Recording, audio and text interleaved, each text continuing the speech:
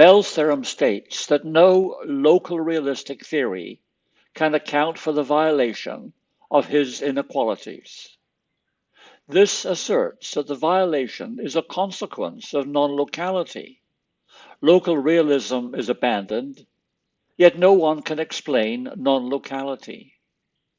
Here we give the real reason for the violation without spookiness, and which is stated here.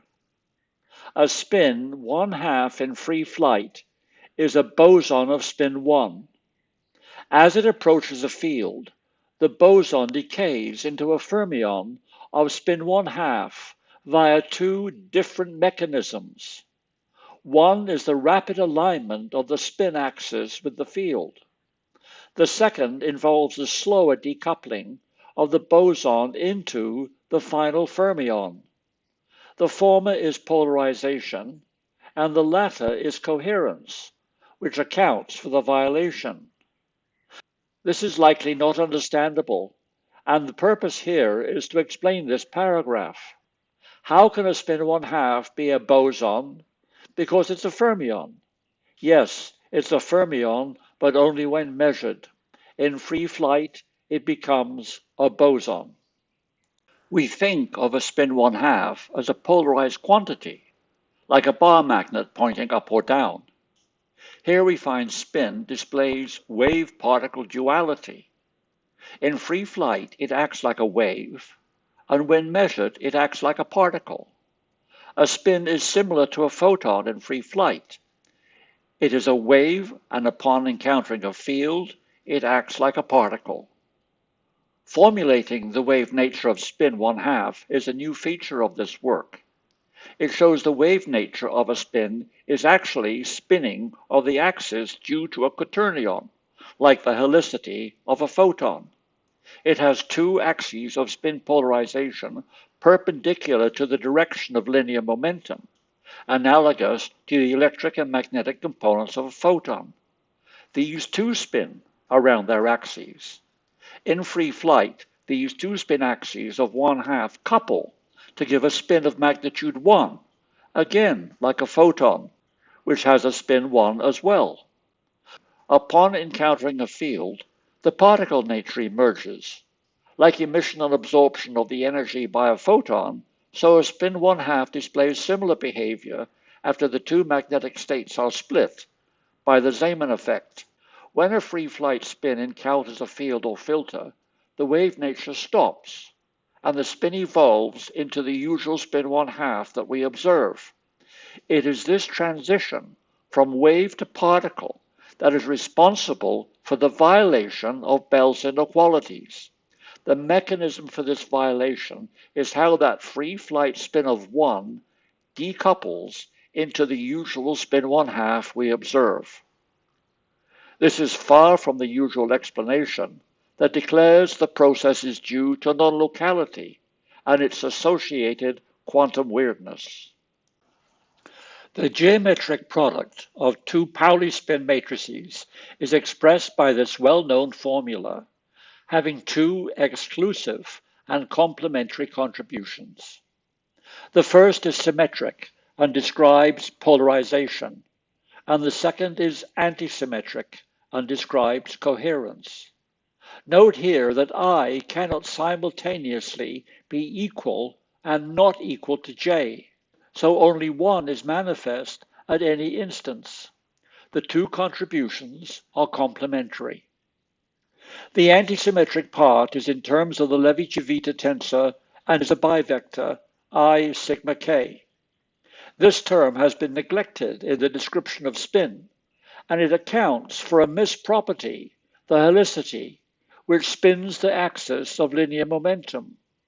The helicity is defined by the bivector. A problem with the formulation of spin is that there is no bivector in the Dirac equation. Dirac found a four-dimensional equation composed of two spins, each with two states. The two spins are mirror images and opposite in every way.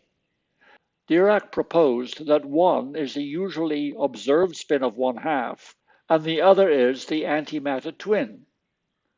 A bivector is easily introduced into the Dirac equation by changing the symmetry from the usual SU2, special unitary group in 2 dimensions, to the quaternion group, Q8. I will not go into this in great detail, but state the following. This symmetry change changes our view of spin, which is viewed as a vector quantity with the usual 3 Pauli spin matrices of sigma x, sigma y, and sigma z. Under SU2, spin is a point particle. Under the quaternion group, Dirac's 4-dimensional space describes one particle. The 2 Pauli components, here E1 and E3, are the 2 axes of spin angular momentum. In addition, there is the bivector. This gives spin structure of a 2-dimensional plane formed from the sigma 1 and sigma 3 axes. The bivector is responsible for spinning the axis of linear momentum, which is the helicity. Although helicity is defined in particle physics, it has never been formulated. In the papers at the end, or see the table of contents below this video, I explain how the helicity is defined and manifest. Since the spin now has structure, it must have its own body fixed frame, given by E1, E2, and E3, which is just a rotation away from the laboratory fixed frame of X, Y, and Z. In free flight, space is isotropic, and the 2 spin axes are indistinguishable. They couple to give a spin of magnitude 1, the boson, which bisects the 2 orthogonal spins.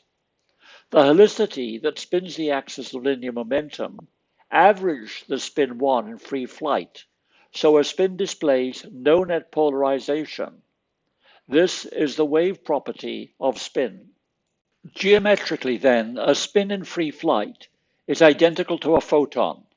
It has 2 orthogonal components, electric and magnetic, whereas a spin has 2 orthogonal magnetic components, and these are spun about the axis by the helicity. This view is quite different from Dirac's interpretation of the 4-dimensional field from his equation.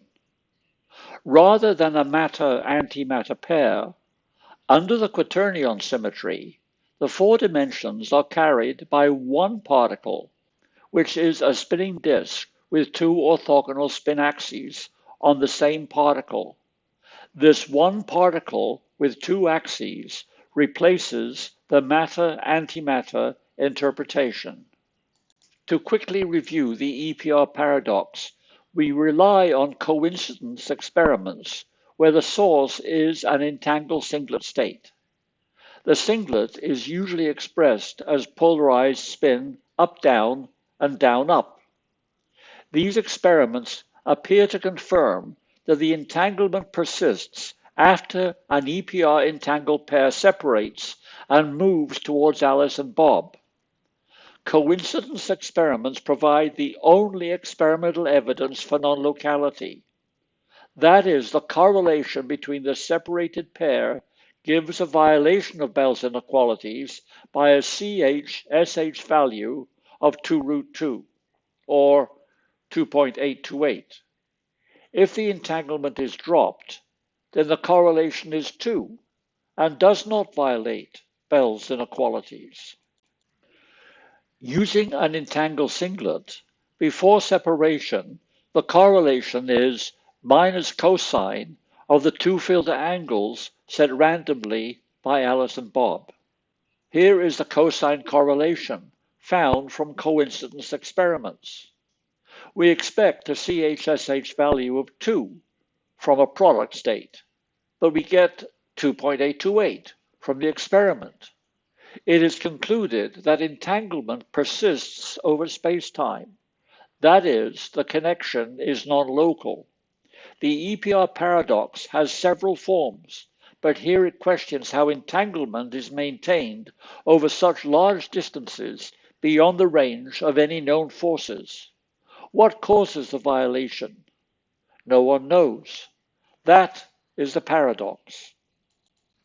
The CHSH inequality is a form of Bell's inequalities derived by Clauser, Horn, Shimoni, and Holt, and looks at the correlation from different events from 4 experiments. That is, from AB experiment settings of the filters, AC, DC, and DB. For classical systems, the CHSH cannot exceed 2, but for quantum systems, using these angle values as multiples of pi over 4, the CHSH value of 2 is exceeded, giving 2 root 2 in violation of the inequality. Looking at the figure, we can decompose the observed minus cosine into a CHSH value of 2, which is the triangle. These are the polarized states. And the difference between the minus cosine and the triangle is the part that is the correlation giving the violation. We call this the French moustache. The 2022 Nobel Prize in Physics was given to Clauser, Asper, and Zeilinger for measuring the French moustache. I assert that the polarization triangle results from a rapid transition from a boson in free flight to a fermion when the field is encountered. One axis simply lines up with the field. Recall there are 2 axes, while the second axis spins at right angles and is averaged. A second mechanism involves a spin 1 of the boson. When the field is encountered, it precesses as a spin 1, not as a spin 1/2. Both axes are involved, and eventually the one closer to the field direction lines up. This process gives the moustache function and accounts for the violation of Bell's inequalities. A spin 1/2 in free flight is a boson of spin 1 from the coupling of the 2 spin axes.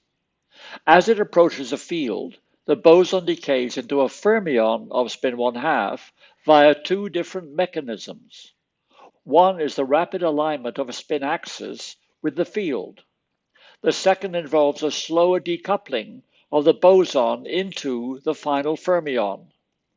The former is polarization, and the latter is coherence, which accounts for the violation.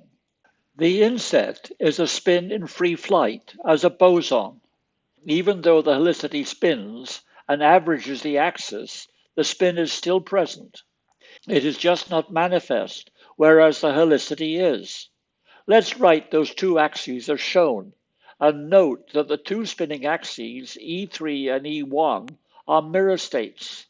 They are precessing oppositely and in phase. As such, they form a resonance or coherence spin of 1 through the coupling of the 2 axes. As the spin approaches the filter, it interacts with the field. Space becomes anisotropic, and the spin 1 decouples into its 2 fermion axes.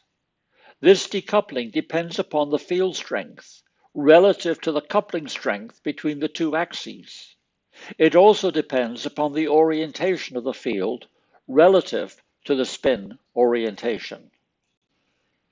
The rapid decoupling of the boson to a polarized spin of 1/2 occurs when the field vector is much closer to one axis than the other. Here it is closer to the E1 axis, so that spin aligns while its partner rapidly precesses and averages. The helicity is transferred to the spinning axes. In this case, the E3 axis aligns and the E1 averages. The decoupled fermion of 1/2 is the usual spin that is treated in quantum mechanics with its 2 polarized states of up and down. This is one mechanism giving the transition from the boson to the fermion. Here is the second mechanism for decoupling. This occurs when the field is close to the spin 1 boson. In that case, the spin precesses about the spin 1 axis, and both E1 and E3 remain coupled. This spin precesses with Lomo frequency of 2 times that of the spin of 1/2. Eventually, however, the spin 1 decouples to one of the two possible fermions, and there is a competition between the E1 and E3 axes as to which aligns. Again, the axis closer to the field direction lines up. The correlation from the rapid polarization has CHSH value of 2 and gives the triangle. The slow decoupling via the boson decay gives the moustache function with a CHSH value of 0.828. This correlation accounts for the violation of Bell's inequalities. More quantitatively, I assert that if the field lies in this 45-degree wedge between plus and minus 22.5 degrees on either side of the spin 1, then the slow mechanism dominates. The range where rapid decoupling occurs and which destroys the spin 1 lies between 90 and 22.5 degrees on both the left and the right-hand sides. Up to here, I have treated only Alice's spin.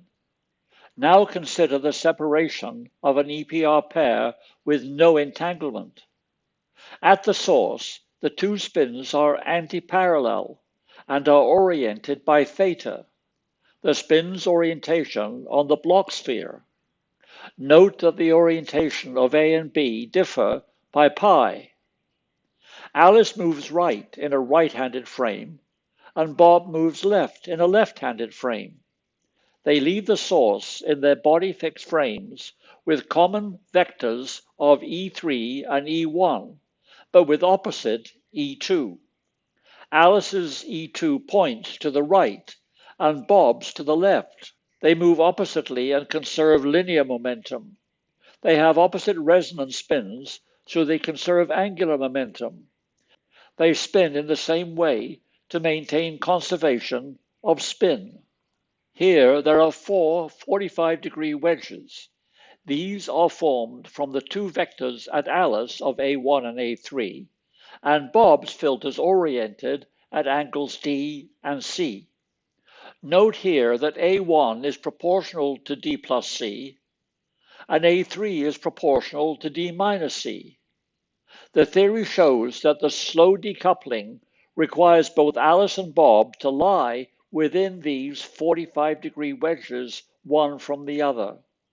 Hence, these four wedges all sample the resonance spin from both Alice and Bob when it lies within these wedges. That is, with the filter set at the four positions, the slow decoupling occurs, while all other positions give the rapid decoupling mechanism.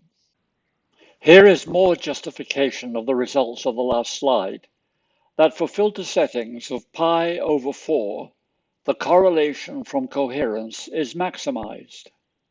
This depends upon the boson spin from both Alice and Bob being sampled simultaneously, which is within the pi over 4 wedge.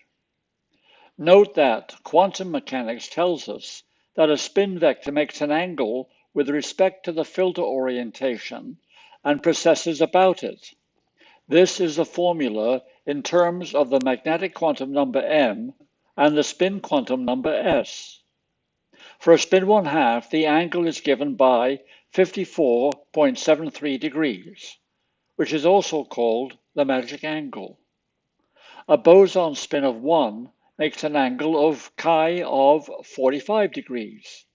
At this angle, the precessing bosons have maximum correlation of -1 over root 2. Any other orientation of Alice and Bob's filters that must be within that pi over 4 wedge will give less correlation. The pi over 4 precession angle gives confirmation that the bosons are spinning and not the fermions. The correlation from the two mechanisms can be simulated. Here are the results. For the polarizations, the rapid decoupling gives the triangle, which depends upon one axis lining up. So the mechanism that one axis lines up and the other randomizes leads to the triangle with CHSH value of 2. For the coherences, the slow decoupling leads to the moustache, with a competition between the two axes, with the closer one lining up. So the mechanism that the boson persists as a single axis of spin 1 before decoupling gives a choice between the two axes and a CHSH value of 1. The simulation gives a CHSH value of 1 for each axis for a total of 3. That is, the alignment of the two polarization axes, E1 and E3, and the decay of the single coherence axis of spin 1 is the vector sum of E1 and E3. The two contributions to the full correlation come from the two complementary properties of the spin, polarization and coherence, and these are realized by the two mechanisms for the decoupling. Adding these two give the full correlation as shown here. Note that this gives a correlation of CHSH equal to 2.995, which is almost 3. This comes from the simulated polarizations giving 2.07, and the coherence is giving 0.968. In contrast, quantum mechanics gives a CHSH value of only 2.828, and the mustache function violation of 0.828. More details can be found in the video called Mechanism for EPR Correlation Without Non-Locality, and a third paper found in the table of contents. The reason the simulation gives CHSH value of 3 is because the 2.828 from quantum mechanics uses the entangled singlet, which is found to be an approximation and misses some correlation that makes up the difference. Returning to the opening paragraph, which I hope is now clear, note that a spin 1/2 in free flight is a boson of spin 1 due to the quaternion symmetry. As it approaches the field, the boson decays into a fermion of spin 1/2 via the two different mechanisms. One is the rapid alignment of spin in the field. The second involves the slower decoupling of the boson into the final fermion. The former is polarization. The latter is coherence, which accounts for the violation of Bell's inequalities. These statements should now be clear. We assert that quaternion spin, with structure of helicity and polarization, is a more realistic description of spin than Dirac found. Let's summarize the two mechanisms.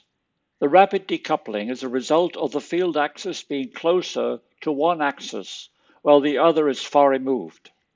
Hence, there is no choice, since one of the two axes is pulled to align and the other randomizes. The polarizations do not violate Bell's inequalities, giving a CHSH value of 2. The slower second mechanism goes through the intermediate coherent state and causes the boson to precess as a spin 1 before it decouples. This happens for the 45-degree wedge formed from Alice and Bob's filters. Recall that both Alice and Bob must simultaneously probe the spin 1 component to get the coherence result, which is the French moustache. This is the origin of the violation of Bell's inequalities, rather than the conclusion from Bell's theorem that the violation is due to non-local connectivity between the two separated particles.